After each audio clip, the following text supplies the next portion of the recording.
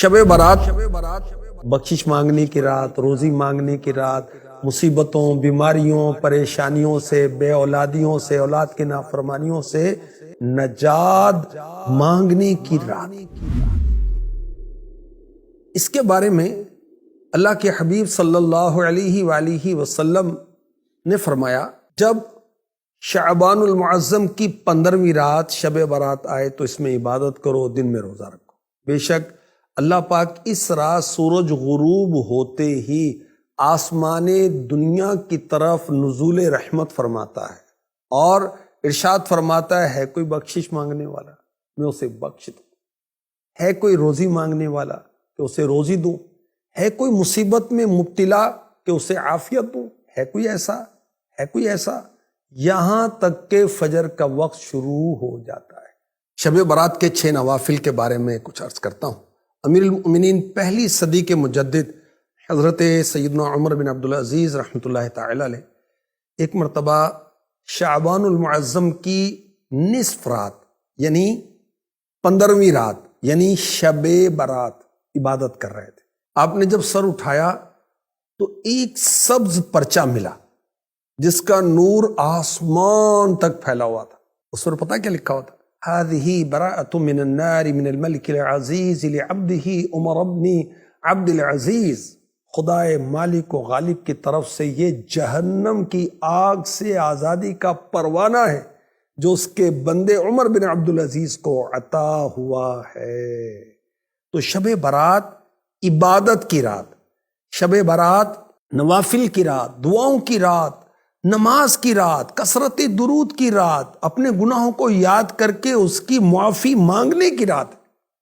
اور اولیاء کرام کی یہ روٹین رہی کہ وہ شب برات پر مغرب کی نماز کے فرض اور سنتوں کے بعد 6 رکعت 2 کر کے پڑھتے تھے۔ پہلی 2 رکعتوں میں یہ نیت، یا اللہ ان 2 رکعتوں کی برکت سے مجھے درازی عمر بالخیر عطا فرما۔ پھر 2 رکعتوں میں یہ نیت فرمائیں، یا اللہ ان 2 رکعتوں کی برکت سے بلاؤں سے میری حفاظت فرما۔ پھر 2 رکعت پڑھنی ہے تیسری مرتبہ، اس میں کیا نیت ہوگی؟ یا اللہ ان 2 رکعتوں کی برکت سے مجھے اپنے سوا کسی کا محتاج نہ کر۔ نوافل پڑھنے کا طریقہ کیا ہے؟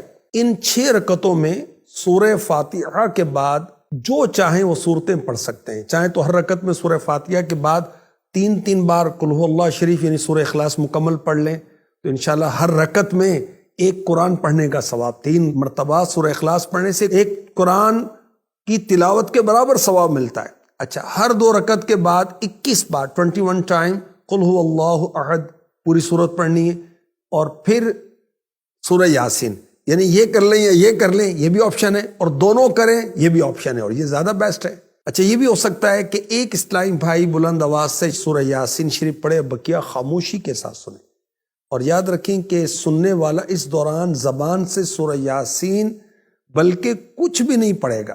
جب قرآن کریم بلند آواز سے پڑھا جائے تو جو لوگ سننے کے لیے حاضر ہیں ان پر فرض عین ہے کہ چپ چاپ کان لگا کر سنیں۔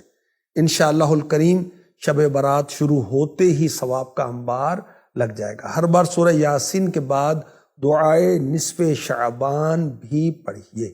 دعائے نصف شعبان جو ہے آقا کا مہینہ، امیر اہل سنت کا رسالہ جو ہے اس پر آپ دیکھ سکتے ہیں۔ اللہ کے حبیب صلی اللہ علیہ وآلہ وسلم نے فرمایا، جس نے عیدین یعنی عید الفطر اور عید الاضحیٰ کی رات اور شعبان معظم کی 15ویں رات یعنی شب برات عبادت میں جا کر گزاری، اس دن اس کا دل نہیں مرے گا جس دن لوگوں کے دل مر جائیں گے۔ آخری نبی مکی مدنی صلی اللہ علیہ وآلہ وسلم نے فرمایا، میرے پاس جبریل امی علیہ السلام آئے اور کہا، یہ شعبان کی 15ویں رات ہے، اس میں اللہ پاک جہنم سے اتنوں کو آزاد فرماتا ہے جتنے بنی کلب کی بکریوں کے بال ہیں، مگر مشرک اور عداوت کیا مطلب ہے؟ دشمنی رکھتے ہیں آپس میں ایک دوسرے سے، اور رشتہ کاٹنے والے یعنی خونی رشتے ہوتے ہیں ان سے تعلقات ختم کر لیتے ہیں، تکبر کے ساتھ ٹخنوں سے نیچے کپڑا لٹکانے والے، والدین یعنی پیرنٹس ماں باپ کی نافرمانی کرنے والے، اور شراب کے عادی کی طرف اللہ پاک نظر رحمت شب برات میں بھی نہیں فرماتا۔ حدیث پاک میں ہے، جو کوئی شب برات میں 100 رکعت پڑھے تو اللہ کریم اس کے پاس 100 فرشتے بھیجے گا، جن میں سے 30 فرشتے اسے جنت کی خوشخبری سنائیں گے، 30 فرشتے اسے عذاب دوزخ سے بچائیں گے، 30 فرشتے اس سے دنیا کی تکلیفیں دور کریں گے، اور 10 فرشتے اس سے شیطان کے مکر و فریب کو دور کر دیں گے۔